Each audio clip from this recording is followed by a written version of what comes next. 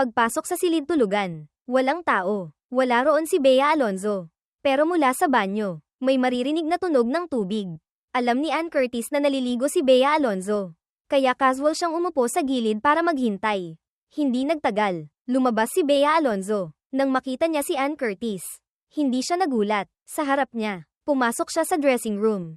Hindi nagtagal, bihis na siyang lumabas. Dumiretso siya sa study room sa tabi. Sumunod din si Ann Curtis. Dumiretso sa malaking bintana ng study room. Ang pinto na papunta sa kwarto ng kapatid niya ay nakasara ngayon. Tinukso ni Ann Curtis si Bea Alonzo. Madalas ka bang pumuslit dito papunta sa kwarto ng kapatid ko? Narinig iyon ni Bea Alonzo na nakaupo sa likod ng mesa. Nag-angat siya ng tingin sa kanya. May malalim na kahulugan ang ngiti sa gilid ng bibig niya. Ano sa tingin mo? Ngumuso si Ann Curtis. Kahit na engaged na kayo ni Daniel mula pagkabata. Bago kayo ikasal, sana magkaroon kayo ng distansya. Naiintindihan mo ba ang ibig kong sabihin? Nakapatong ang dalawang kamay ni Bea Alonzo sa mesa. Medyo walang magawa. Sa tingin mo ba, ganito ako kadesperada? Puno ng hindi masabing ekspresyon ang mukha ni Ann Curtis. Kung dati, 100% akong sigurado na hindi ka ganyang klaseng tao. Pero ngayon, sa tingin ko ikaw ay puno ng hindi maipaliwanag na ekspresyon ang mukha ni Bea Alonzo. Sige. Kung sa tingin mo ay ganyan akong klaseng tao, sa tingin ko, bibigyan kita agad ng pamangkin. Nagmamadaling nagmakaawa si Ann Curtis. Tama na, tama na, tama na. Ako na ang mali. Hindi ka ganyan. Hindi ka ganyan. Malinis ang puso mo. Ayoko pang maging tita ng maaga. Parang awa mo na. Nang makita ni Ann Curtis si Bea Alonzo na ganoon, napangiti siya nang walang magawa. Sige na, biro lang. Pareho kaming may kontrol ni Daniel. Nakahinga ng maluwag si Ann Curtis. Hindi niya napansin ang kislap ng emosyon sa ilalim ng mga mata ni Bea Alonzo. Nag-usap ang dalawa tungkol sa dahilan ng pagkakasugat ni Bea Alonzo. Magkaibigan sina Bea Alonzo at Ann Curtis mula pagkabata. Pareho nilang alam ang mga maruruming paraan para kumapit sa mayayaman. Ikinwento lahat ni Bea Alonzo kay Ann Curtis.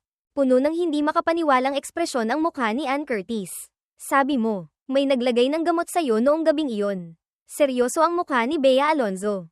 Agad kong napansin ang kakaiba. Kaya humanap ako ng kwarto para manatiling gising. Sinaksak ko ang hita ko. Hindi na kailangang tingnan ang sugat ni Bea Alonzo. Alam ni Ann Curtis na siguradong malalim iyon. Kilala niya ang kaibigan niya mula pagkabata. Naiintindihan din niya kung bakit ginawa iyon ni Bea Alonzo. Kawawa ka naman. Dahil kay Daniel kaya mo ginawa yan sa sarili mo ng ganoon kalupit. Di ba? Hindi kinumpirma o itinanggi ni Bea Alonzo. Nag-angat siya ng tingin. Bahagyang kumunat ang gilid ng bibig. Ayokong makita siyang madismaya. Nang makita iyon ni Ann Curtis, nagpatuloy siya sa pagtatanong. Nahanap na ba ang naglagay ng gamot? Umiling si Bea Alonzo. Walang CCTV sa lugar kung saan ako nilagyan ng gamot. Hindi ko alam kung sino ang gumawa. Naiinis na tumikim si Ann Curtis. Pinakaayaw niya ang mga maruruming paraang ito. Lalo na kung ang target ay ang kaibigan niya mula pagkabata. Yung mga dumalo sa party na iyon. Na-check na ba lahat? Tumango si Bea Alonzo. Na-check na. Walang nakitang kainahinala. Hinihimas ni Ann Curtis ang baba niya. Matagal na nag-isip bago nagsalita. Hindi kaya maagang umalis. Mabilis niyang itinanggi ang ideyang ito. Ang naglagay ng gamot ay nakatutok kay Bea Alonzo. Kung gayon, hanggat hindi niya nakukuha ang gusto niya, hindi siya pwedeng umalis ng maaga. Kinaumagahan, sinadya kong gumising ng kalahating oras ng mas maaga. Pumuslit ako sa kwarto ni Bea Alonzo. Tiningnan ko siya. Siniguradong okay lang si Bea Alonzo. Saka lang ako mapanatag na umalis papunta sa trabaho. Medyo traffic ngayon. Halos sakto akong dumating sa opisina. Pagdating ko pa lang sa opisina, nakita ko ng maraming tao sa tabi ng pwesto ko. Paminsan-minsan ay may maririnig na bulalas ng paghanga. Lumapit ako pero hinaranggan ako ng mga kasamahan sa labas. Hindi talaga ako makapasok. Curious akong nagtanong. Anong nangyayari? Isang babaeng kasamahan ang nakarinig. Lumingon sa akin. Tapos ay nakipagtsismisan sa akin. Daniel, hindi mo pa ba alam? May nagdala ng pagkain para kay Paulo Avellino kanina. Medyo nagulat ako. Nagdala ng pagkain. Kung nagdala lang ng pagkain, kailangan ba nilang maging ganito ka-excited? Nang sa wakas ay makita ko ang mga pagkain iyon. Naintindihan ko kung bakit sila nagulat. Isang mesa na puno ng iba't ibang pagkain. Halos sakop na ang buong pwesto ko. Napakarami. Nang makita ko ni Paulo Avellino na dumating, mayabang siyang nagsalita. Daniel, pasensya na ha. Yung lunch na dinala ng fiancé ko. Nasakop na ang pwesto mo. Hi, Sinabihan ko na siyang huwag masyadong gastador pero hindi siya nakikinig. Wala rin akong magawa. Hindi totoong ngumiti ako sa kanya. Sa totoo lang, napakasimple lang. Itapon mo lang. May paraan na. Gusto sanang magyabang ni Paulo Avellino. Pero hindi niya inaasahan na hindi ako sumusunod sa karaniwang takbo ng isip. Napahiya si Paulo Avellino sa akin. Kumaibat ang ugat sa noo niya. Tamad akong tumingin sa kanya. Napunta ang tingin ko sa mesang puno ng pagkain. Yung gamit mo, inilagay mo sa pwesto ko. Hinihintay mong tulungan kitang itapon. Natakot si Paulo Avellino na itapon ko ang gamit niya kaya lumapit siya. Hirap na niyakap ang pagkain. Inilagay niya sa tabi ng pwesto niya. Walang pakialam akong nagkibit-balikat. Umupo at nagsimula sa trabaho ko ngayon. Kahit napahiya si Paulo Avellino. Ang mesang puno ng pagkain ang nagpasikat sa kanya ngayon. Nagyayabang siya. Maganda ang mood ni Paulo Avellino. Pero hindi nagtagal. Nawala na iyon. Masyadong agaw pansin ang mesang puno ng pagkain. Pagpasok pa lang ni Manager Wang sa sales office, tinakpan niya ang ilong niya. Tapos ay nakita niya ang mesang puno ng pagkain sa tabi ng pwesto ni Paulo Avellino. Ang ngiti sa mukha ni Manager Wang ay naging pag-iingat. Paulo Avellino, sayo ba tong mga to?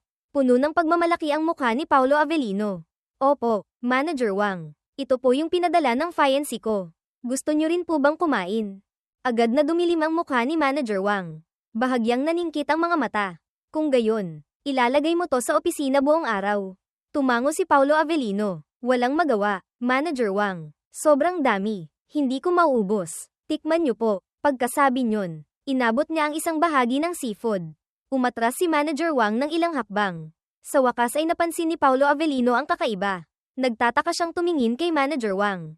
Manager Wang. Kumunat ang noo ni Manager Wang. Bilang department head, inuutusan kita. Alisin mo agad ang mga pagkaing ito. Puno ng hindi pagpayag ang mukha ni Paulo Avellino. Gusto pa sana niyang magyabang. Bakit po, Manager Wang? Inilagay ko po ang mga pagkaing ito sa tabi ng pwesto ko. Hindi naman po makakaapekto sa trabaho. Allergy si Manager Wang sa seafood. Malala na naamoy lang niya ang seafood. Hindi na siya makahinga. Kanina, medyo nahirapan na siya. Nang makita niyang Saturday pa rin ng Saturday si Paulo Avellino. Halos gusto na niyang itapon palabas. Allergy ako sa amoy ng seafood. Naiintindihan mo ba? Itapon mo agad ang mga to palabas para sa akin. Kung hindi, natigilan si Paulo Avellino. Matagal bago natauhan. Sa kabilang banda, ang mga kasamahan na nanunood ng gulo sa gilid ay naunang nakareaksyon. Ito ang magandang pagkakataon para sumipsip sa bagong department head. Kaya ilang lalaking kasamahan ang agad na yamakap sa kahon ng pagkain. Tumakbo palabas ng opisina. May ilan pang nagbukas ng bintana para magpahangin. Siniguradong walang kakaibang amoy sa opisina. Natauhan si Paulo Avellino. Napansin niyang nawala na ang pagkain niya. Nagangat siya ng tingin. Bumalik na ang lalaking kasamahan na kakatapon lang ng pagkain. Nakangiting sinabi ng lalaking kasamahan. Manager Wang, itinapon ko na po sa koridor ang mga pagkain yun. Galit na tumayo si Paulo Avellino. Bakit niyo itinapon ang gamit ko? Medyo nasiyahan na ang mukha ni Manager Wang. Nang marinig iyon, sinaman niya ng tingin si Paulo Avellino. Kung dahil sa seafood mo kaya ako napunta sa ospital. Sa tingin mo ba, papayagan ka pa ng kumpanya na manatili? Natigilan si Paulo Avellino. Pagkatapos ay kinailangan niyang pigilan ang hindi niya pagpayag. Isang pagkain at ang pagkakataong maging regular. Alin ang mas mahalaga? Malinaw pa rin niyang naiintindihan. Sinabi na ng taong iyon na mas mabuting maging low profile sa kumpanya. Kung hindi, walang makakapagtanggol sa kanya. Kaya pinili ni Paulo Avellino na sumuko at taos-pusong humingi ng tawad kay Manager Wang. Siniguradong hindi na siya uulit. Sa wakas ay bumuti na ang itsura ni Manager Wang. Mabuti na lang at nakapagpahangin agad. Mas mabuti na ngayon. Inalis ko ang tingin ko at pag-iisip. Sa tanghali, bumili ako ng strawberry cake. Inilagay ko agad sa opisina ni Manager Wang bago pa bumalik ang ibang kasamahan. Dahil sa isang cake, bumuti ng kaunti ang impresyon niya sa akin. Habang ninanamnam ang cake, nakatanggap si Manager Wang ng tawag. At sa hapon pagpasok sa trabaho, kaming tatlo ay tinawag ulit ni Manager Wang sa opisina. Palihim akong sumulyap sa lugar kung saan ko inilagay ang cake. Mukhang kinain na ni Manager Wang ang cake na binili ko bilang bayad. Napansin ni Manager Wang ang maliit kong kilos. Naging maningning ang ngiti sa mukha niya. Sa pagkakataong ito, tinawag ko kayo para sabihin sa inyo ang isang bagay. Sabay-sabay kaming napatingin. Narinig lang naming sinabi ni Manager Wang. Pagkatapos ng diskusyon sa mga nakatataas na lider, nagkaroon ng pagbabago sa mga patakaran tungkol sa pagiging regular ng mga intern. Nang marinig namin ang tungkol sa pagiging regular, lalo kaming nagbigay pansin. Ipinarating ni Manager Wang ang opinyon ng mga nakatataas na lider. Sa madaling salita, bago matapos ang internship period, kailangang gumawa ng plano ang mga intern tungkol sa pag-unlad ng kanilang departamento. Ang gagawa ng pinakamagandang plano ang mananatili. Walang limitasyon sa bilang. Ang plano ay dapat orihinal. Naiintindihan niyo ba ang ibig kong sabihin? Naging matalas ang tingin ni Manager Wang. Tumango kami. Pagkaalis sa opisina, bumalik na ako sa pwesto ko. Si Paulo Avellino ay parang nakaupo sa mainit na upuan sa loob ng ilang minuto. Tapos ay kinuha ang telepono at lumabas. Si Enrique Hill naman ay mukhang hindi mapakali. Mukhang sobrang problemado. Wala akong pagbabago sa emosyon. Hindi sa hindi ako kinakabahan. Sanay lang akong itago ang tunay kong nararamdaman. Makalipas ang kalahating oras, bumalik si Paulo Avellino. Mukha siyang medyo mayabang. Pareho kaming nagulat ni Enrique Hill habang tinitingnan siya. Mayabang na itinaas ni Paulo Avellino ang baba niya. Nawala ang kaba niya kanina. Tingin-tingin. Hindi pa ba kayo nakakakita ng gwapo? Umirap ako. Inalis ang tingin. Nagsimulang magtrabaho. Si Enrique Hill lang. Hindi niya maintindihan kung bakit naging ganoon si Paulo Avellino. Nakaisip na kaya si Paulo Avellino ng paraan para manatili. Sa 3 intern, hindi kaya siya lang ang hindi makakapanatili. Buong hapon, nalunod si Enrique Hill sa kaba. Bumaba ng husto ang kanyang performance sa trabaho. Napansin ko iyon, pero wala akong sinabi. Tinapos ko pa rin muna ang trabaho ko gaya ng dati. Umuwi ako sa tamang oras. Pag-uwi, dumiretso ako sa study room. Sinabi ni Manager Wang ngayon na kailangang magsumite ng plano bago matapos ang internship period.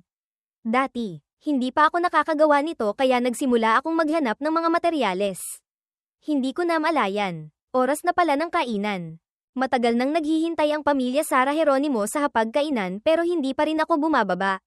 Medyo nag-aalala si Papa Mateo Guidicelli, tatay ni Daniel. Tinanong ang katulong sa tabi. Daniel, sumagot ang katulong. May kaunting ginagawa po si second young master. Abala pa rin po siya sa study room ngayon. Hindi rin po kami ng ahas na manggulo.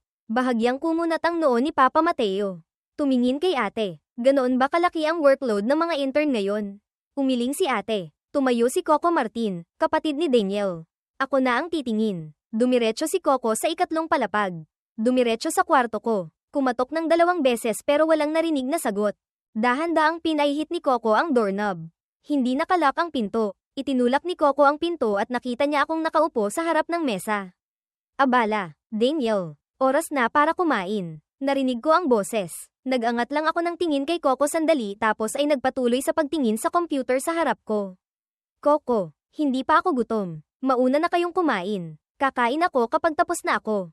Lumapit si Coco sa tabi ko. Sumulyap ang tingin niya sa screen ng computer sa harap ko. Gumagawa ka ba ng plano? Tumango ako. Oo, hindi ko pa nagawa to dati. Medyo hindi ako sanay. Ngumiti si Coco. Sanay ako rito. Pakinggan mo to. Kumain ka muna. Mamaya tuturuan kita. Sige, narinig ko na. Kumislap ang mga mata ko. Hinayla ako ni Coco pababa. Mabilis akong kumain. Tapos ay mainit na hinayla si Coco pataas. Pero mabilis ding sumunod si ate. Sinabing kaya niya rin akong turuan. Nagtalo ang dalawa. Pero mabilis silang tinawag ni Mama Sara. Mukhang walang magawa si Mama Sara.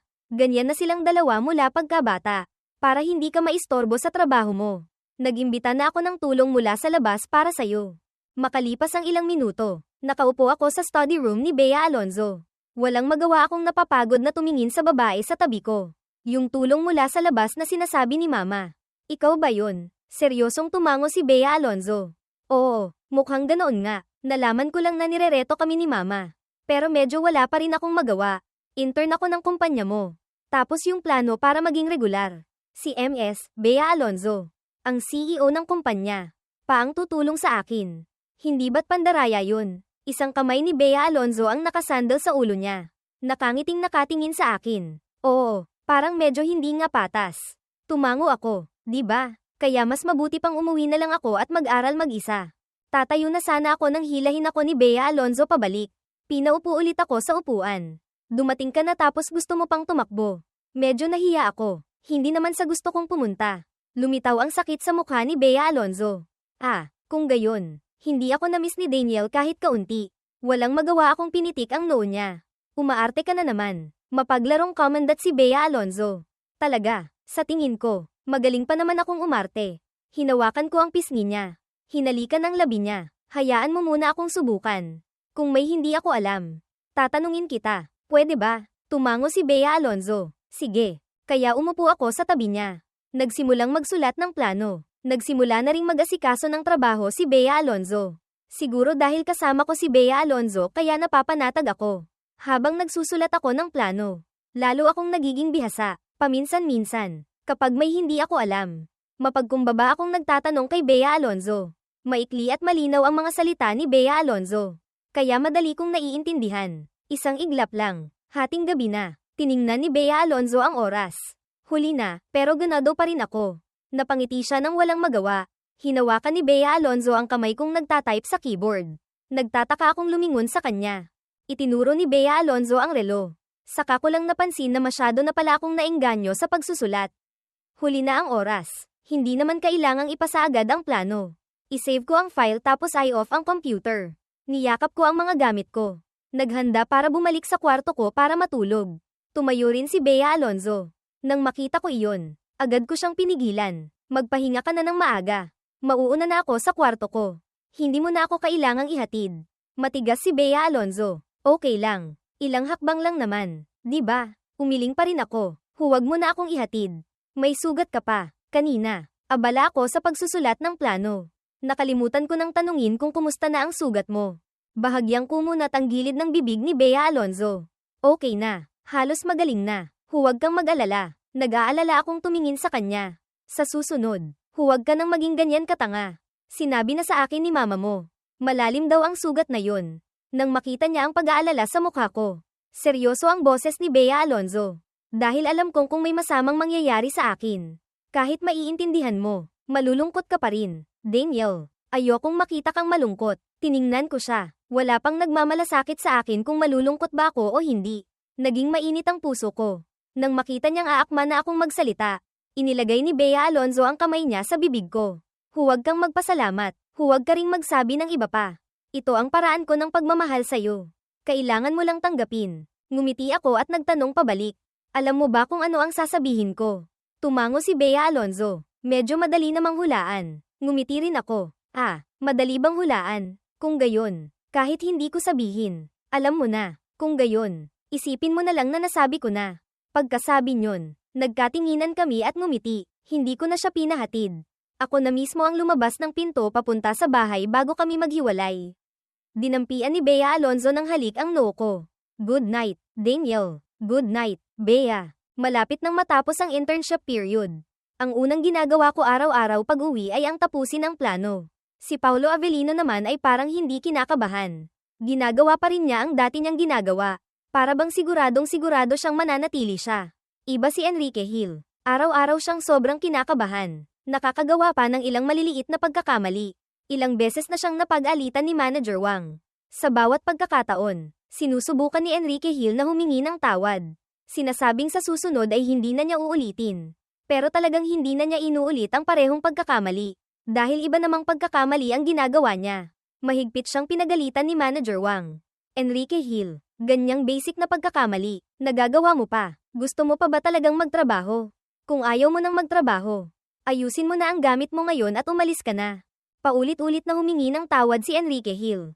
Pasensya na po, Manager Wang. Hindi po ako nakapagpahinga ng maayos kamakailan kaya ako nagkakamali. Halos tapos na si Manager Wang sa paglalabas ng galit.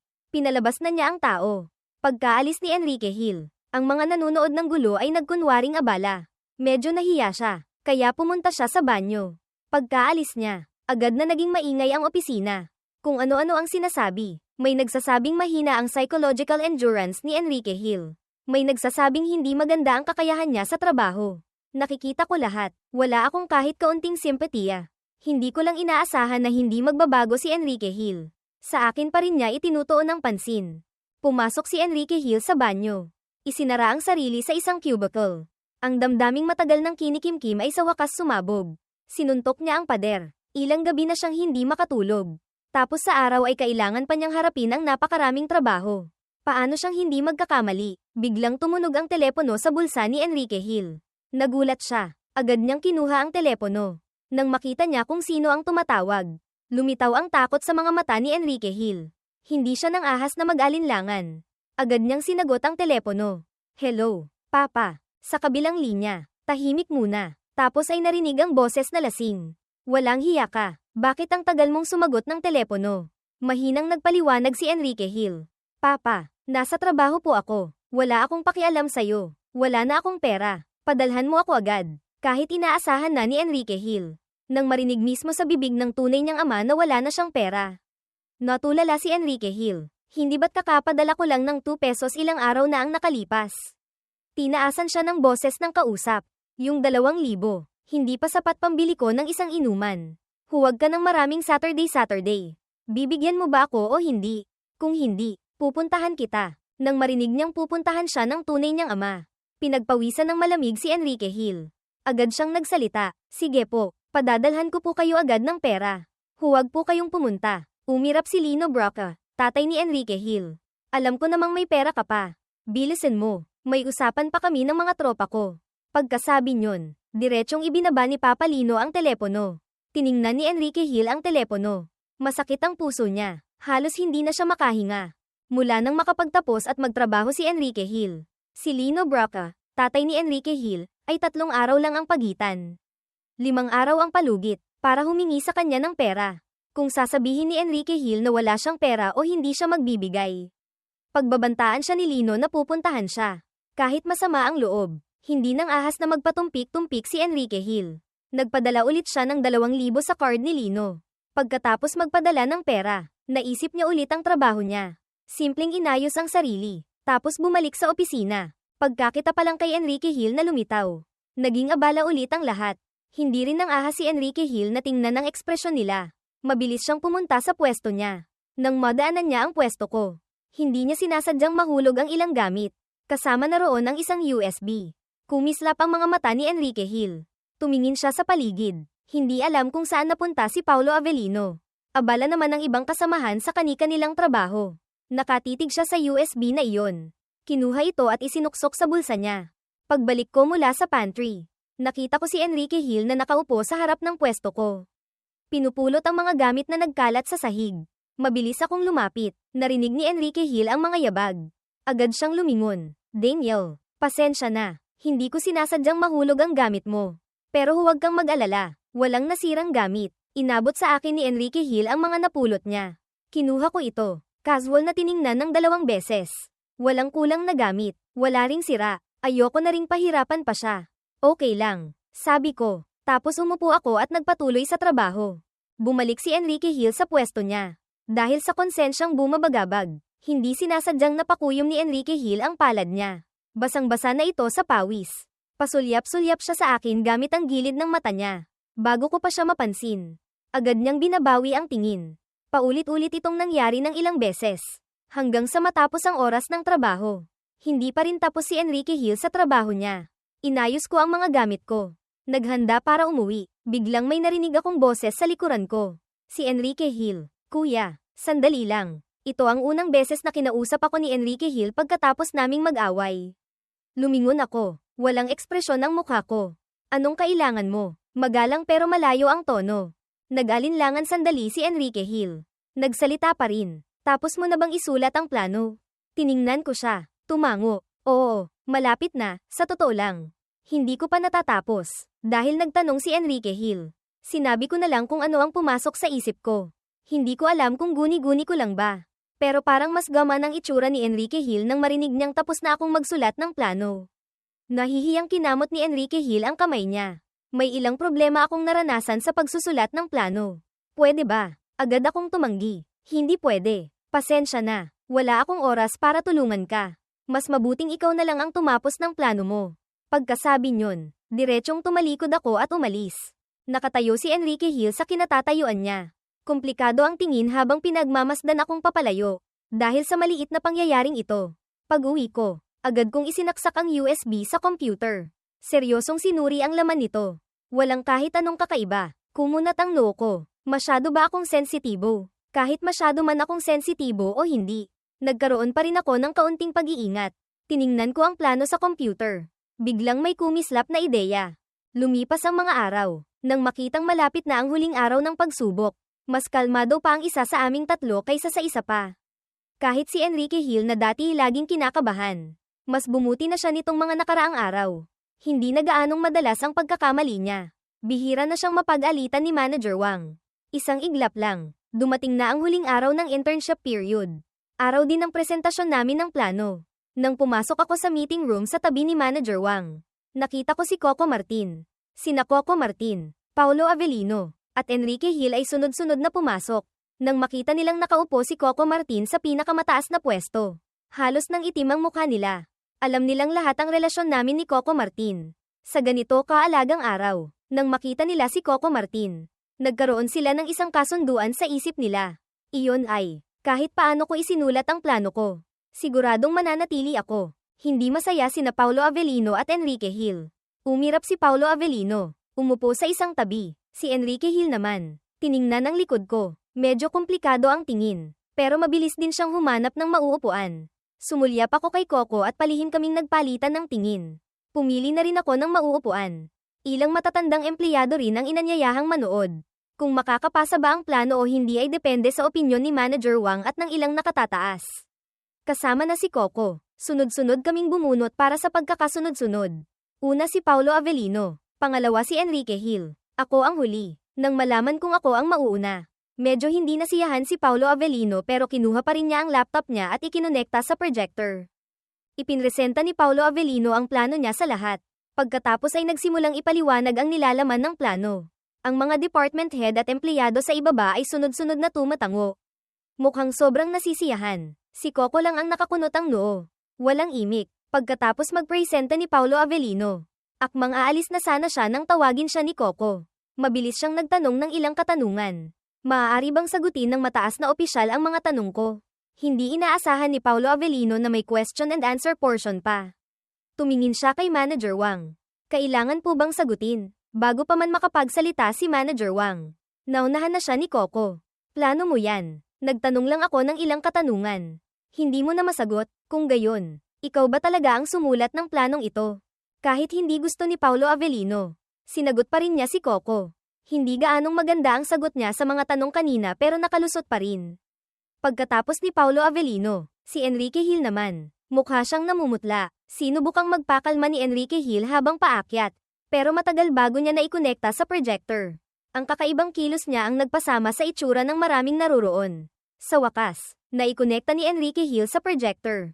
Nang ipresenta na niya ang plano, bigla akong tumayo. Nagulat ang mga nakaupo sa paligid ko. Lahat sila ay nagtatakang tumingin sa akin. Nakaupo si Coco Martin sa pinakamataas na pwesto. Kumunat din ang noo niya. Kahit panimula pa lang ang ipinipresenta ni Enrique Hill, napansin na niyang ito ang bersyon bago pa man matapos ng kapatid niya. Noong nakaraan, pinarusahan niya ng bahagya si Enrique Hill. Pero hindi pa rin ito natuto. Dumilim ang mukha ni Coco. Hindi maintindihan ni Manager Wang at ng ilang nakatataas kung ano ang nangyayari. Pero nang makita nilang masama ang itsura ni Coco, alam nilang may nangyari na. Tiningnan pa nila ang reaksyon ko. Isang hindi magandang ideya ang sumagi sa isip nila. Dumiretso ako sa harap ni Enrique Hill. Isang kamay ang humawak sa pulso niya. Matalas ang tingin. Enrique Hill, bakit mo ninakaw ang plano ko? Malinaw na narinig ng bawat isa ang boses ko. Sa wakas ay nalaman ni Manager Wang at ng ilang nakatataas kung ano talaga ang nangyari. Galit na tumayo si Manager Wang. Napakasama ng itsura. Enrique Hill, ano to? Si Enrique Hill na dati nang kinakain ng konsensya. Ngayong nahuli na siya sa akto. Mukha siyang sobrang taranta, pero alam din niyang hindi siya pwedeng umamin. Kung hindi, hinding-hindi na siya makakapanatili sa Bea Corporation. Pilit siyang nagpakalma habang nakatingin sa akin. Daniel, sinasabi mong sayo ang planong ito. May ebidensya ka ba? Umirap ako. Nasa computer ko pa ang orihinal na kopya. Sinasabi mo bang may ebidensya ako? Bumalik ako sa pwesto ko. Kinuha ang laptop ko. Binuksan para ipresenta. Pero hindi ko inaasahan na blanco ang folder kung saan ko inisave ang plano ko. Tiningnan ako ni Enrique Hill. Nagsimulang mag-akusa. Daniel, alam kong galit ka sa akin. Pero hindi mo naman kailangang gumamit ng ganitong paraan para suran ako. Tiningnan ko ang mukha ni Enrique Hill. Nagngangalit ang mga ngipin ko. Hindi ko inaasahan na maluloko ako ni Enrique Hill. Malinaw na siya ang nagnakaw ng plano ko. Tapos sasabihin pa niyang sinisiraan ko siya.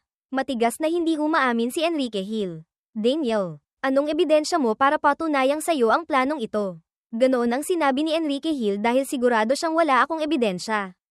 Natahimik ako ng ilang segundo. Biglang huminga ng malalim. Tiningnan si Enrique Hill. Kung sinasabi mong sayo ang plano. Kung gayon, pwede ba nating ipaliwanag isa-isa? Natigilan si Enrique Hill pero mabilis ding itinaas ang baba at nagsalita. Sige, ang totoo ay hindi pwedeng maging kasinungalingan. Ang kasinungalingan ay hindi pwedeng maging totoo. Sa akin ang planong ito. Kaya kung sabihin, tumango ako, kinuha ang laptop at bumalik sa pwesto ko. Palihim kaming nagpalitan ng tingin ni Coco. Naintindihan ni Coco ang ibig kong sabihin. Kinuha ang telepono, nag-type ng text at ipinadala. Pagkatapos, pinanood ng lahat si Enrique Hill na nagsimulang magpaliwanag. Dapat sabihin na napakaganda ng pagkakasulat ko ng plano. Kung talagang si Enrique Hill ang sumulat nito, siguradong mananatili siya sa Bea Corporation. Pero pagkatapos ng nangyari kanina, hindi alam ng lahat kung dapat bang maniwala kay Enrique Hill o hindi. Kahit ako, kailangan kong purihin. May kaunting talino si Enrique Hill. Alam niyang pagkatapos niyang nakawin ang plano ko, kailangan niyang pag-aralan ito ng mabuti. Gawing kanya ang gamit ko. Nagtanong din si Coco at ang ilang nakatataas. Sinagot ni Enrique Hill isa-isa at walang butas ang sagot niya. Pagdating sa akin, matagal akong hindi umakyat. Habang nagtataka ang lahat, may pumasok mula sa labas ng meeting room. Isang lalaking nakasuot ng maayos na suot ang pumasok. Dumiretso sa tabi ni Coco. Iniabot ang isang laptop. Kinuha ni Coco ang laptop. Binuksan ito at diretsong ibinigay sa akin sa gilid. Bago ako umakyat para magpaliwanag. Hindi umiwas si Coco. Tinapak niya ang balikat ko. Galingan mo. Naniniwala ako sa kakayahan mo. Ngumiti rin ako pabalik kay Coco. Kinuha ang laptop at pumunta sa projector. Napakadaling na ikonekta ang device. Sinabi ko sa lahat, pasensya na, nasayang ko ang oras ninyo. Ngayon, ipapaliwanag ko sa inyo ang plano ko. Pagbukas ko pa lang ng plano, nakita ng lahat ang isang plano na halos kapareho ng ipinresenta ni Enrique Hill kanina. May pagtataka sa isip nila. Nagpatuloy sila sa pakikinig. Si Enrique Hill naman na nakaupo sa ibaba ay kinakabahang napakuyom ang kamao. Hindi niya inaasahan na ang file sa computer ko ay hindi ang orihinal na kopya. Tinanggal na niya ang file sa computer ko pero may backup pa pala ako. Iba sa hindi mapakialang si Enrique Hill. Ang iba naman ay mula sa pagtataka ay naging paghanga. Kahit na halos kapareho ng kay Enrique Hill ang plano ko. Ang mga may mata ay makikita na mas perpekto ang bersyon ng plano ko. At ang tiwala ko sa sarili ay nagparamdam sa lahat na ako talaga ang tunay na lumikha. Ang plagiarism, kahit saan pa ilagay, ay isang bagay na kasuklam-suklam. Malinaw na naramdaman ni Enrique Hill ang mga tingin na nakatutok sa kanya na may kasamang pandidiri at pagmamaliit. Pagkatapos kong magpresenta, nagtanong pa rin sa akin si Coco at ang ilang nakatataas ng ilang katanungan. Mas perpekto ang sagot ko kaysa kay Enrique Hill. Ang pansamantalang natuto, si Coco ang unang tumayo at pumalakpak. Napakagaling. Sunod-sunod ding tumayo ang ibang nakatataas. Nagsimulang pumalakpak, mukhang may karangalan din si Coco. Pagkatapos masaksihan ng sandali ng aking ningning. Oras na para asikasuhin ang kontrabida. Agad na nagbago ang itsura ni Coco. Ang matalas niyang tingin ay diretsyong napunta kay Enrique Hill. Enrique Hill, ngayon, maaari mo bang ipaliwanag kung bakit mo kinuha ang plano ni Daniel? Pagkasabi pa lang nito, sabay-sabay na napatingin ang lahat kay Enrique Hill. Biglang nanigas si Enrique Hill. Pero pilit pa ring nagpapakalma ang mukha niya. Ano po ang sinasabi niyo? Mr. Coco, alam ko po. Hindi ko rin po alam kung bakit ang plano ko at ang kay Daniel. Pinutol siya ni Coco. Sinasabi mong, hindi mo alam kung bakit ang planong isinulat mo mismo ay kaparehong-kapareho ng kay Daniel. Enrique Hill, sa tingin mo ba madali akong maloko o sa tingin mo? Kaming lahat dito ay madaling maloko. Hindi makapagsalita si Enrique Hill sa mga tanong ni Coco. Mr. Coco, alam ko pong maganda ang relasyon niyo ni Daniel. Pero iyon po ba ang dahilan kung bakit niyo ako pinupuntirya? Nang makitang hindi niya maipaliwanag ng malinaw ang plagiarism niya. Gustong ilihis ni Enrique Hill ang atensyon sa ibang aspeto. Hindi na hinintay ni Coco na magsalita. Tiningnan ako ni Enrique Hill. Sa regularization exam na ito, lahat tayo ay dapat umasa sa sarili nating kakayahan. Hindi ba't hindi patas sa iba kung hihingi ka ng tulong kay Mr. Coco? Walang ekspresyon akong tiningnan si Enrique Hill. Ang pagnanakaw mo sa plano ko, patas ba yon? O sa tingin mo, dapat kong pagbayaran ang pagkakamali mo? Hindi ka makakapanatili, hindi mo rin ako hahayaang manatili. Ganoon ba? Ibinalik ko ulit ang usapan sa dati. Hindi ako tanga. Alam ko ang layunin ni Enrique Hill sa paglilihis ng usapan. Agad na naging masama ang itsura ni Enrique Hill. Ipinipilit niyang may tulong ako mula kay Coco. Hindi raw bilang ang score ko. Ako naman, ipinipilit kong nangopya si Enrique Hill. Katulad din, hindi rin pwedeng bilangin ang score niya. Si Paulo Avellino lang ang walang imik. Sana raw pareho kaming umalis ni Enrique Hill. Nagkatinginan ng ilang nakatataas sa Bea Corporation. Lahat sila ay tumingin kay Coco.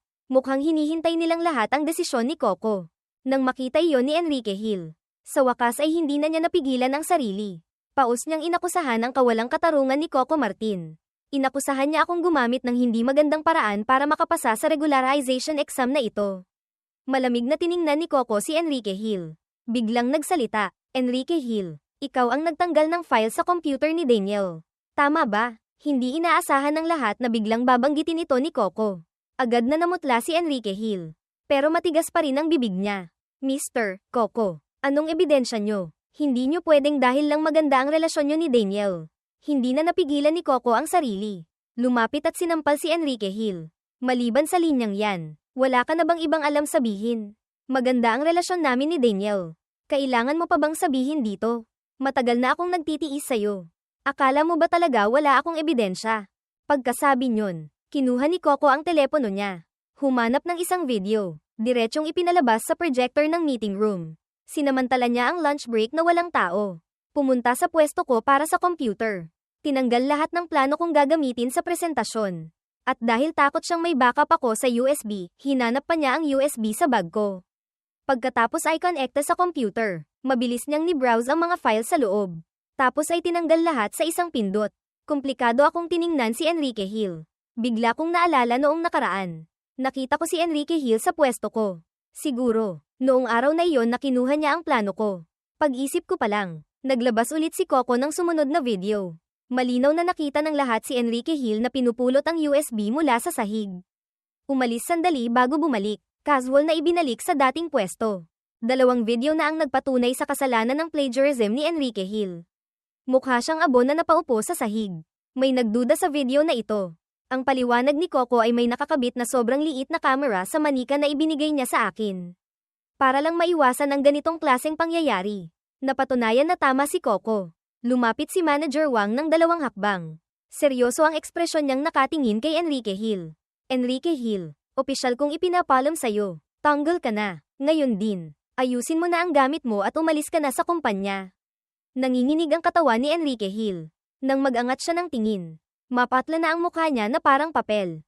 Isang tingin na puno ng sakit ang ipinukol niya sa lahat ng naroroon. Huling tumigil sa akin. Bigla siyang tumayo mula sa sahig. Sumugod sa harap ko. Daniel, dahil sa'yo lahat to. Dahil sa'yo kaya ako napunta sa ganitong kalagayan. Bakit hindi ka pa mamatay? Itinaas ni Enrique Hill ang braso niya. Pero hindi niya kami masaktan dahil malakas kong hinawakan ang pulso niya. Pinaikot ang kamay at sinuntok siya. Napakalakas ng suntok na iyon. Diretsyong namaga ang mata ni Enrique Hill. Natakot si Paulo Avellino. Umatras ng 2 hakbang. Na parabang siya rin ang nasuntok sa mukha. Ang tingin niya sa akin ay may kasamang takot. Puno ng kasamaan ang mga mata ni Enrique Hill.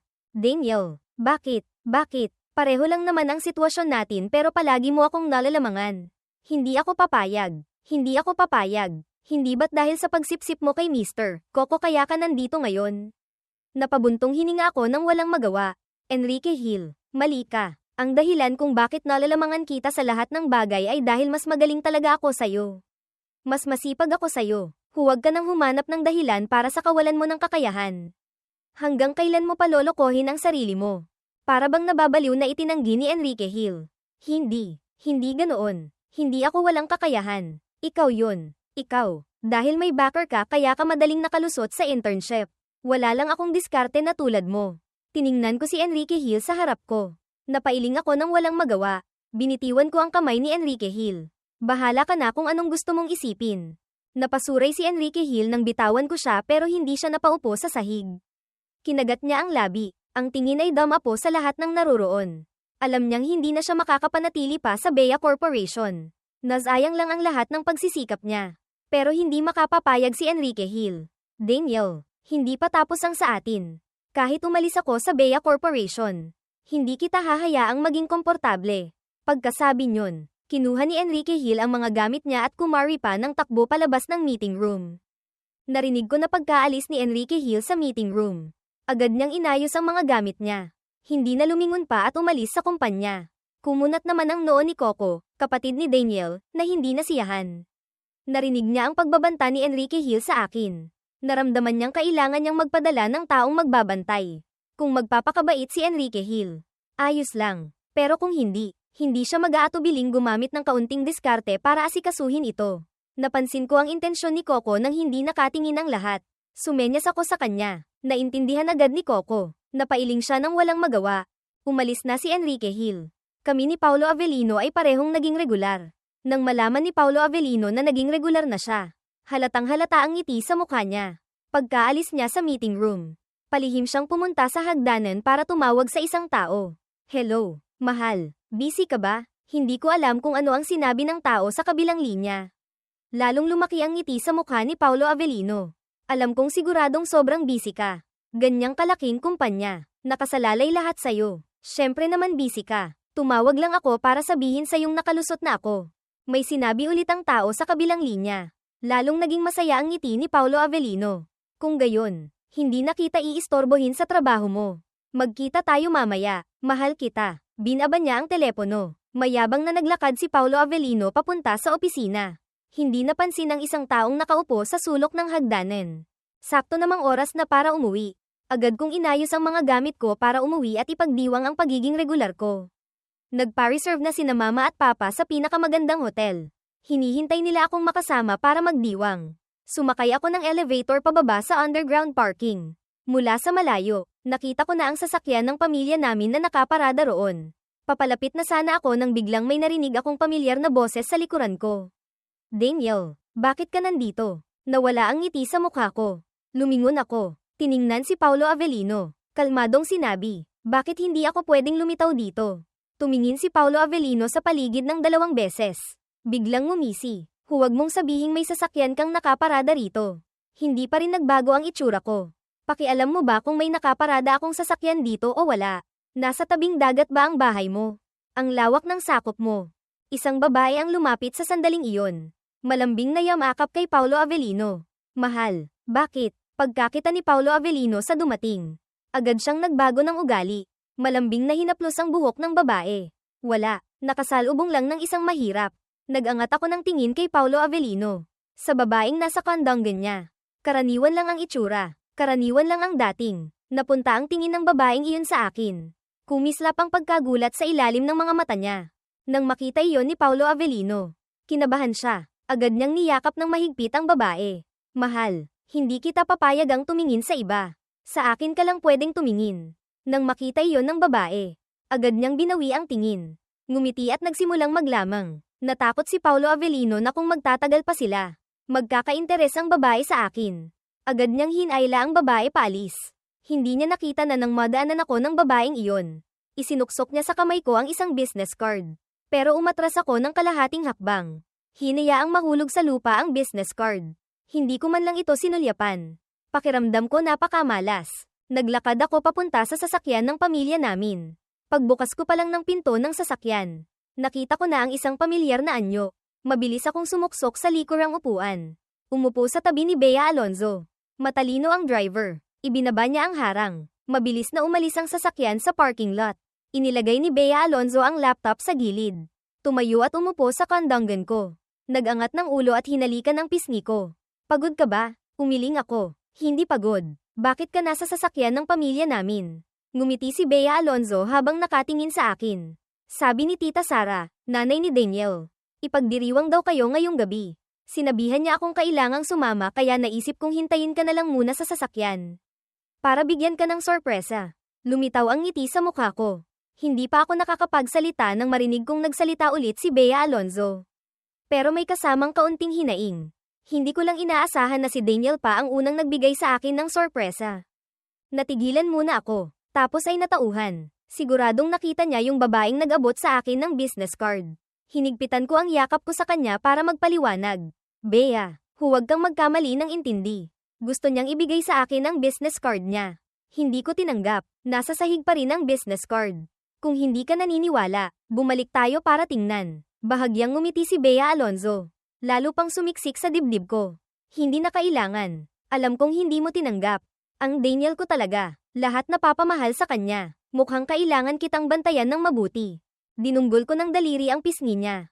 Ang binibining Bea natin. May mga pagkakataon din palang kulang sa tiwala sa sarili. Hindi itinanggi ni Bea Alonzo. Kapag kaharap kita, talagang wala na akong tiwala sa sarili. Hindi ko rin inaasahan na aaminin ni Bea Alonzo. Nang makita ko ang malungkot niyang itsura, napatawa ako, yumuko at hinalikan siya. Natatakot ka pa bang tumakas ako? Kumikislap ang mga mata ni Bea Alonzo. Namumula ang mukha. Natatakot akong tumakas ka. Naprovoke ako. Bumilis ang tibok ng puso ko. Kung gayon, gumawa ka ng kulungan para ikulong ako. Nang marinig iyon ni Bea Alonzo, talagang kumislap ang mga mata niya sandali. Napailing ako. Pinitik ang noo niya. Huwag mong sabihing sineseryoso mo talaga yan. Seryosong nag-isip si Bea Alonzo. Magandang ideya yan. Kailangan kong pag-isipan ng mabuti. Agad akong sumeryoso habang nakatingin sa kanya. Bea Alonzo, sineseryoso mo ba talaga ang bagay na yan? Hindi. Nagmamadali siyang nagmakaawa. Sige na, biro lang. Ano pa bang gagawin ko? Nag-uusap kami at nagtatawanan. Mabilis na huminto ang sasakyan sa tapat ng hotel. Niyakap ko si Bea Alonzo pababa ng sasakyan. Pagdating namin sa private room, naghihintay na ang iba. Pagbukas pa lang ng pinto ng private room, sumalubong sa amin ang ilang confetti. Nagulat ako. Dumating na ang bida ng party ngayong gabi. Ibig sabihin, magsisimula na ang party. Na-order na ang pagkain bago pa ako dumating. Pagkaupo pa lang namin, nagsimula nang mag-ayos ang mga waiter para ihain ang mga pagkain. Lahat paborito kong kainin. Pagkatapos kumain, binigyan pa ako ng regalo ng lahat. Inabutan din ako ni Bea Alonzo ng isang kahon ng regalo. Puno ng pagkagulat ang mukha ko. Naghanda ka rin. Hindi kinumpirma o itinanggi ni Bea Alonzo. Buksan mo para makita mo. Tumango ako. Binuksan ko para tingnan. Sa loob ng kahon, tahimik na nakalagay ang isang relo ng lalaki. Ang modelong matagal ko nang gustong bilhin. Ngumiti ako. Nagpasalamat. Bea, gustong-gusto ko. Salamat. Nasiyahang tumango si Bea Alonzo. Mabutit na gustuhan mo. Itinulak ko ang kahon papunta sa kanya. Pwede mo bang tulungan akong isuot? Kinuha ni Bea Alonzo ang relo at isinuot sa akin. Dahil sa party kagabi, palaging napakaganda ng mood ko. Hanggang sa sumunod na araw pagpasok ko sa opisina. Nang makita ko ang relo sa kamay ni Paolo Avellino, medyo nawala ang ngiti sa mukha ko. Nakita ni Paolo Avellino na nakatitig ako sa pulso niya. Medyo mayabang ang ekspresyon niya. Nagkunwari siyang walang pakialam na kinamot ang noo. Sumunod din ang tingin ko sa kilos niya. Napunta sa relo niya. Matagal kong tiningnan ng mabuti. Kumalma ang kilay ko. Halos kapareho ng sa akin ang relo ni Paolo Avellino. Pero kapag tiningnan ng mabuti, hindi pa rin magkapareho. Siguro nagkataon lang. Kalmado kong inalis ang tingin. Bumalik sa pwesto ko. Naghahanda ng magyabang si Paolo Avellino. Pero paglingon niya, napansin niyang nawala na ako dahil sa nangyari sa parking lot kagabi. Nagsimulang mag-ingat sa akin si Paolo Avellino. Tutal, ang babaeng iyon ang mayamang pinagkakapitan niya. Hindi niya pwedeng hayaang agawin ng iba. At ang relo sa pulso ni Paolo Avellino ay regalo ng babaeng iyon sa kanya kaninang umaga.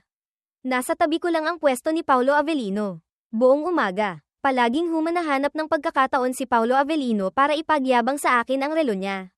Sa oras ng lunch break, pumunta ako sa pantry para humanap ng katahimikan. Masyadong halata ang kilos ni Paolo Avellino. Imposibleng hindi mapansin. Umirap ako. Naiinis na ako sa puso ko. Sa sandaling iyon, pumasok din ang ilang kasamahan. Nang makita nila ako, masigla rin silang bumati sa akin. Ilang kasamahan ang nag-uusap. Napunta ang usapan kay Paolo Avellino. Sabi ng isang lalaking kasamahan. Hoy, noong isang araw, pumunta ako sa hagdanan para tumawag. Hulaan niyo kung ano ang narinig ko. Na-excite ang ibang kasamahan sa tanong. Pinilit siyang magsalita. Sabihin mo na. Pinasasabik mo pa kami. Ngumiti ng mahiwaga ang lalaking kasamahan na iyon. Nagbato ng isang mahalagang chismis. Paolo Avellino at ang ating MS, Bea Alonzo. Nagde-date raw sila. Ilang kasamahan ang naghihintay makarinig ng chismis. Hindi pa man sila nakakapagsalita. Naunahan ko na silang samuka, sa gulat. Lumingon sila sa akin na puno ng pagtataka. Nahihiya akong ngumiti. Pasensya na. Ituloy nyo lang. Tumalikod ako sa kanila pero palihim kong itinaas ang tenga ko. Gusto ko ring makinig ng kaunti. Hindi naman nila sinira ang atmosphere. Nagulat ang isang lalaking kasamahan. MS, Bea. Sinasabi mong ang CEO ng kumpanya natin. Si MS, Bea. Hindi makapaniwala ang isa pang lalaking kasamahan. Imposible. Ang Bea natin ay tagapagmana ng mayamang pamilya. Paano siya magkakagusto sa kanya? Pagkasabi pa lang nito, sunod-sunod ding sumang-ayon ng ibang kasamahan. Nakita lang ng lalaking kasamahan na nagkunwaring seryoso. Sinisigurado ko sa inyo, totoo lahat ng sinasabi ko. Noong araw na iyon, hindi ba't naging regular na si Paulo Avellino? Pumunta siya sa hagdanan para tumawag. Narinig ko, malabo kong narinig ang isang linya. Ganyang kalaking kumpanya, nakasalalay lahat sa'yo. Hindi ba't indirect na sinasabi nyo ng pagkatao ng kausap niya? Huwag nang sabihin pa ang mga lalaking kasamahan na iyon. Kahit ako, medyo naniwala na, pero hindi tama. Kagabi sa parking lot, malinaw kong nakita si Paulo Avellino na nakaakbay sa ibang babae. Ang kilos nilang dalawa ay napakalapit. Malinaw na magkasintahan sila. Hindi kaya kontento si Paulo Avellino sa personalidad ni Paulo Avellino. Hindi imposible. Pero paano naman sina Paulo Avellino at Bea Alonzo? 100% akong naniniwala kay Bea Alonzo kaya sigurado ako. Ang mataas na opisyal na kinakapitan ni Paulo Avellino ay siguradong hindi si Bea Alonzo. Siguradong may mali sa bagay na ito. Nang maisip ko iyon, agad nagaman ang pakiramdam ko. Wala na rin akong interes na makinig pa ng chismis kaya umalis na ako sa pantry. Bumalik sa pwesto ko, kaya natural lang na hindi ko narinig ang iba pang chismis na binanggit ng lalaking kasamahan. Nagpatuloy sa pagsasalita ang lalaking kasamahan. Sa tingin nyo, hindi kaya si Paulo Avellino ang bunsong anak ng pamilyang Sara Geronimo na nawala ng mahigit 20 taon? Sabay-sabay na sumagot ang ibang kasamahan. Imposible. Kinaway ng lalaking kasamahan ang kamay niya. Hula ko lang naman. Ilang buwan na ang nakalipas. Hindi ba't inanunsyo ng pamilyang Sara Geronimo sa publiko na nahanap na nila ang tunay nilang bunsong anak? Kahit hindi natin alam kung ano ang itsura ng young master ng pamilyang Sara Geronimo. Si Paulo Avellino ninyo ay apelyidong Avellino rin. At magkasintahan pa sila ng ating Bea.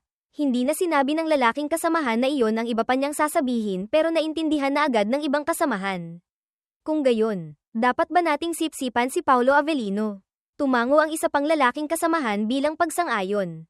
Kailangan ng pagsipsip, pero hindi pwedeng mahalata ni Paulo Avellino. Hindi ba't nagtatago siya ng pagkakakilanlan sa kumpanya?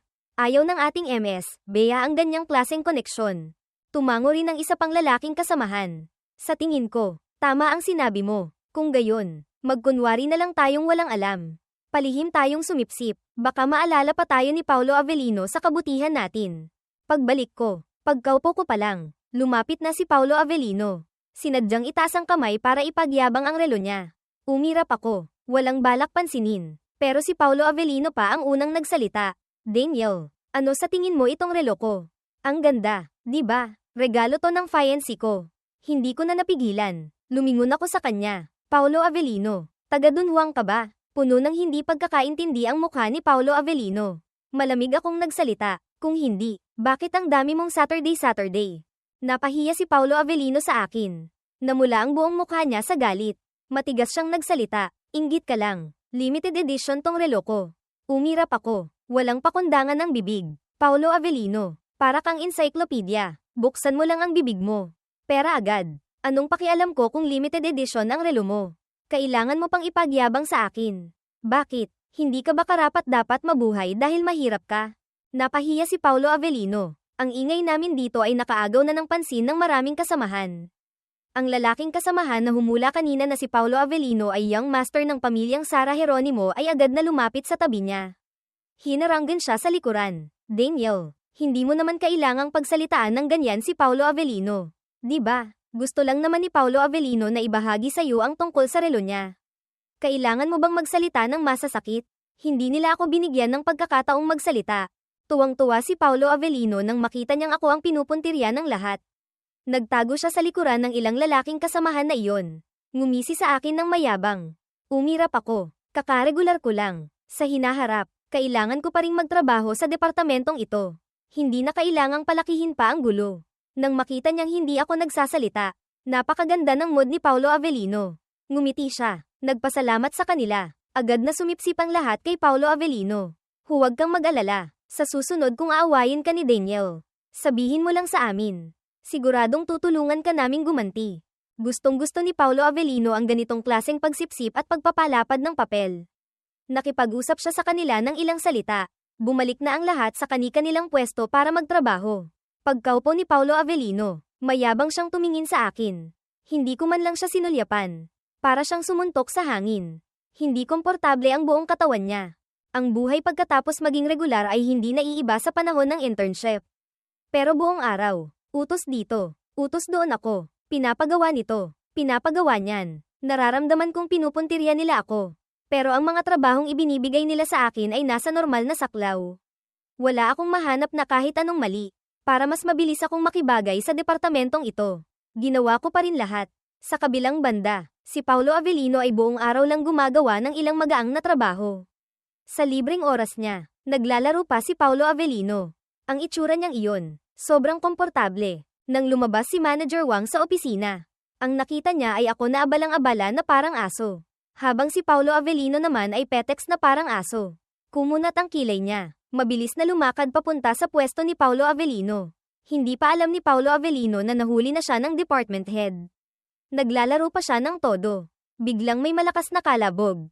Nagulat si Paulo Avellino. Nanginig ang kamay niya. Namatay sa laro. Hindi pa man siya nakakaramdam ng panghihinayang. Narinig na niya sa tainga niya ang galit na sigaw ni Manager Wang. Paulo Avellino, huwag mong isipin na dahil regular ka na. Hindi na kita pwedeng tanggalin. Ayaw mo na bang magtrabaho? Biglang nanginig ang katawan ni Paulo Avellino. Lumingon siya. Kaharap ang mukhang seryoso ni Manager Wang na parang tubig. Ngumiti siya ng alanganin. Manager Wang, hindi po. Katatapos ko lang po. Umirap si Manager Wang. Akala mo ba tanga ako o bulag? Lahat ng tao sa opisina abala. Ikaw lang ang pinaka-petex. Hindi mo ba alam kung gaano kakabigat? Namutla ang mukha ni Paulo Avellino.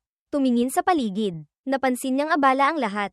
Kung ikukumpara, siya nga ang pinaka-relax. Hindi ko man lang inangat ang ulo ko. Nagpatuloy ako sa pagiging abala sa trabaho ko. Biglang lumapit si Manager Wang sa tabi ko. Kinuha ang kalahati ng mga dokumento sa mesa ko.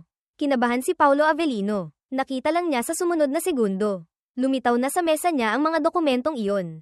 Hindi pumayag si Manager Wang na tumanggi. Daniel ay abala. Kung ganyan ka ka-relax, tulungan mo siyang gawin. Kung hindi matatapos ang mga trabahong ito, huwag ka na ring umuwi. Gusto pa sanang magsalita ni Paulo Avellino.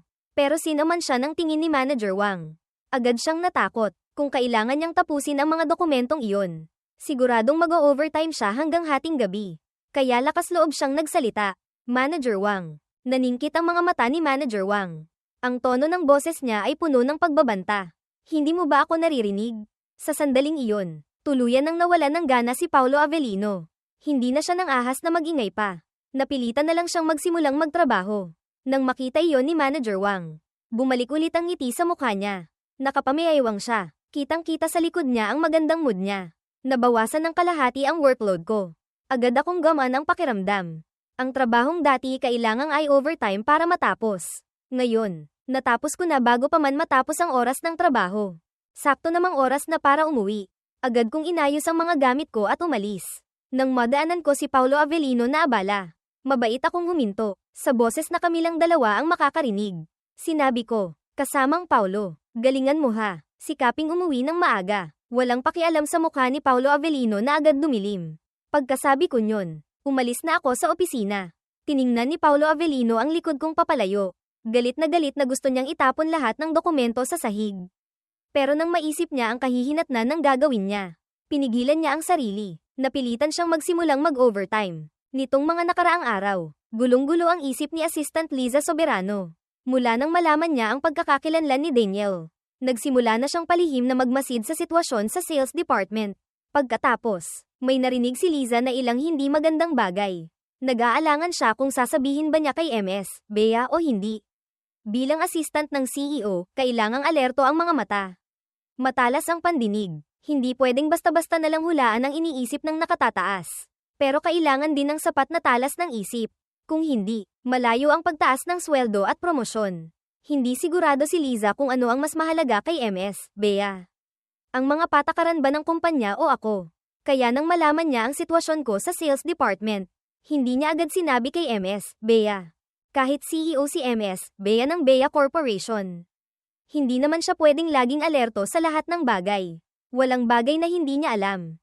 Kaya pagkatapos ng 2 araw na pag-aalangan, nagpa siya pa rin si Liza na sumugal. Isang araw, pagkatapos niyang ibigay ang mga dokumento kay MS, Bea. Hindi umalis si Liza. Nag-angat ng tingin si MS, Bea sa kanya. Malinaw na ang babala sa mga mata niya. Halos manghina ang dalawang tuhod ni Liza. Diretsong lumuhad sa harap ni MS, Bea. Ayaw ni MS, Bea na maistorbo habang nagtatrabaho. Malamig siyang nagsalita, may kailangan ka pa ba? Lakas loob na kinuha ni Liza ang lahat ng narinig niya. Mula simula hanggang wakas. Sinabi niya lahat, iyon ay ang tungkol sa pagkakaintindi sa oportunidad kong mabigyan ng pabor. Ang pang-aapi sa akin sa sales department. At ang pagnanakaw sa plano ko. Nang marinig niyang napakarami kong dinanas na sama ng loob. Ibinaba ni MS, Bea ang mga dokumento sa kamay niya. Seryoso ang ekspresyon. Ituloy mo. Narinig ni Liza ang tatlong salitang ito. Medyo gaman ang pakiramdam niya. Pagkatapos ay sinabi niya lahat ng alam niya. Pagkatapos marinig ni MS, Bea. Lalo pang lumamig ang mukha niya. Hindi niya inaasahan na sa sarili niyang kumpanya. Hahayaan niyang danasin ko ang napakaraming sama ng loob. Pero ako, na nakaranas ng hindi patas na trato sa kumpanya. Pag-uwi ko, wala akong kahit isang salitang sinabi sa kanya o sa pamilya ko. Nang makita niyang hindi pa rin nagsasalita si MS, Bea.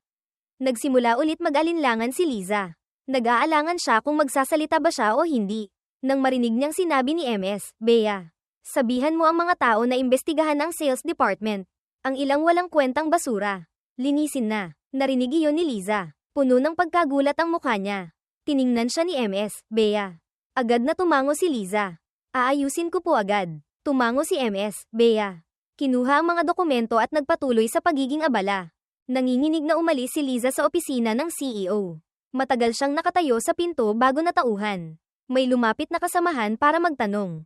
Sakalang natauhan si Liza. Biglang sumagi sa isip niya ang takot. Mabuti na lang. Mabuti na lang. Tama ang naging desisyon ko. Ilang araw pagkatapos kong pumasok sa trabaho. Napansin kong may ilang bakanteng upuan sa opisina. Medyo nagulat ako. Lumapit ako sa isang lalaking kasamahan na medyo malapit sa akin at nagtanong. Ang daming nag-leave ngayon ah. Narinig iyon ng lalaking kasamahan na iyon.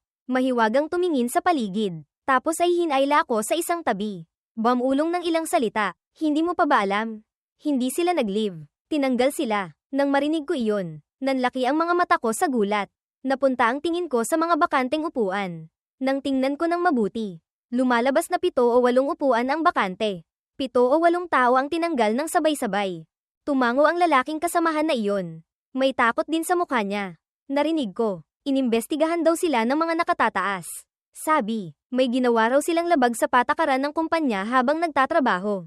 Malala raw ang sitwasyon kaya diretsong tinanggal. Narinig ko, 2 pa raw ang kinasuhan ng kumpanya. Lalong nagulat ako, lumabag sa patakaran ng kumpanya. Hindi ba't matagal nang nagtatrabaho ang mga empleyadong ito? Kung gayon, ilang taon na sigurong nangyari ang ilang bagay na iyon.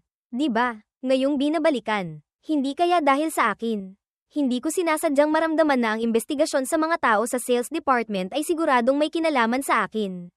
Dahil napansin kong sa mga empleyadong tinanggal, marami sa kanila ang dati nang gumawa sa akin ng masama.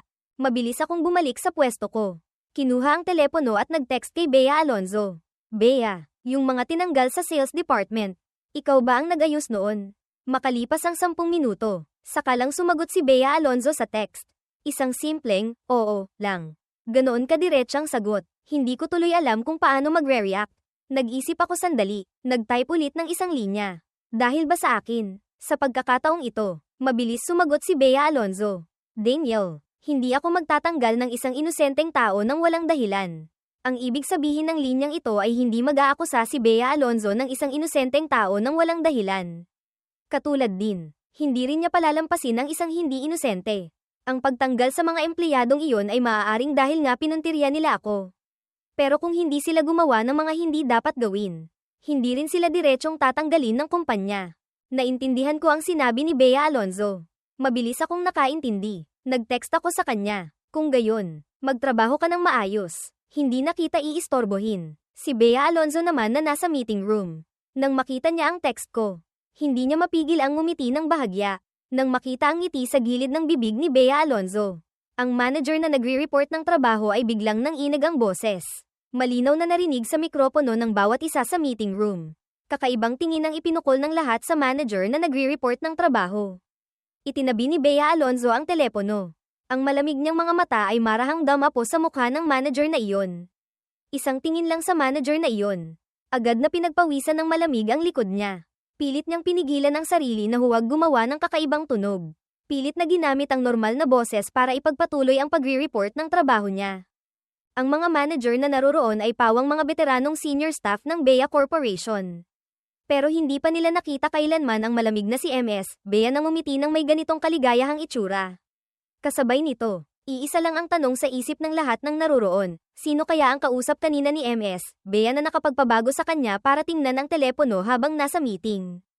At ngumiti pa ng ganoon kasaya, siguradong hindi simple ang pagkatao.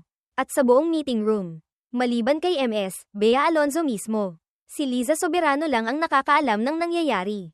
Pilit niyang pinipigilan ang ekspresyon sa mukha niya. Pero sa puso niya, sumisigaw siya ng todo. Alam niya ang sikreto na gustong malaman ng buong mundo. Ang sarap. Pagkatapos ng meeting, diretsong bumalik si Bea Alonzo sa opisina niya. Sumunod din si Liza dala ang mga dokumentong kailangang pirmahan. Pagkalapag pa lang ni Liza ng mga dokumento, akmang aalis na sana siya nang biglang marinig sa likuran niya ang malamig na boses ni MS, Bea Alonzo. Liza. Lumingon si Liza nang marinig iyon. May pormulang ngiti sa mukha niya. MS, Bea. Nag-isip sandali si MS, Bea Alonzo. Biglang nagsalita, Liza, nagka-boyfriend ka na ba? Nawala ang ngiti sa mukha ni Liza sandali. Kung titingnan mong mabuti, medyo nag-aalangan pa ang gilid ng bibig niya. Walang ipinapakitang ekspresyon ang mukha niya. Pero sa puso niya, kung ano-ano na ang iniisip. Tinanong ako ni MS, Bea kung nagka-boyfriend na ako. Anong ibig sabihin noon? Minamaliit niya ba akong single since birth? Hindi gagawin ni MS, Bea ang ganyang kadiretsang bagay. Kung gayon, naghahanda siyang ipagyabang sa akin ang kaligayahan niya. Huhuho, pwede bang hindi kumain? Pakiramdam ko, marami na akong nakain. Pero kung ipagyayabang niya ang kaligayahan niya, bakit niya ako tatanungin kung nagka-boyfriend na ako? Hindi alam ni MS, Bea Alonzo na ang assistant niya ay nakabuo na ng isang buong dula sa isip niya. Nang makita niyang matagal hindi sumasagot si Liza, nagtanong ulit si MS, Bea Alonzo. Assistant, nagka-boyfriend ka na ba? Natauhan si Liza. Tiningnan ang kalmadong itsura ni MS, Bea Alonzo. Nag-isip sandali bago nagsalita. Crush. Kasama ba yun? Natigilan din si MS, Bea Alonzo. Pagkatapos ay nagsalita ulit. Kung gayon, nakipag-date ka na ba sa lalaki? Ang mga salita ng nakatataas ay parang maliit na kutsilyong tumusok sa pusong single since birth ni Liza. Ngumiti siya sa mukha, pero sa puso niya, dumudugo na. MS, Bea. Hindi pa po ako nagkaka-boyfriend. Matagal nag-isip si Liza. Sinabi pa rin niya ang totoo kay MS, Bea Alonzo. Natigilan din si MS, Bea Alonzo ng isang segundo. Mukhang hindi maganda ang pagtatanong niya tungkol dito. Wala lang. Lumabas ka na. Nalungkot muna si Liza ng isang segundo. Pagkatapos ay biglang may naramdaman. May isang matapang na hula sa puso niya. MS, Bea. Gusto niyo po bang makipag-date kay Daniel? Nag-angat ng tingin si MS, Bea Alonzo. Diretsyong nanigas si Liza sa kinatatayuan niya. Matagal. Tumango si MS, Bea Alonzo. May opinyon ka ba? Sa isang iglap, para bang nabuhayan ng dugo si Liza. Kumikislap ang mga mata niya. Nagsimulang magsalita ng walang tigil. Nagbibigay ng payo, pero hindi gaanong nasiyahan si MS, Bea Alonzo sa lahat ng iyon. Seryosong nag-isip si Liza. Pagkatapos ay biglang may kumislap sa isip niya. MS, Bea, bakit hindi kayo pumunta sa amusement park? Kumunat ang noo ni MS, Bea Alonzo. Nagtatakang tumingin kay Liza. Talaga bang okay sa amusement park?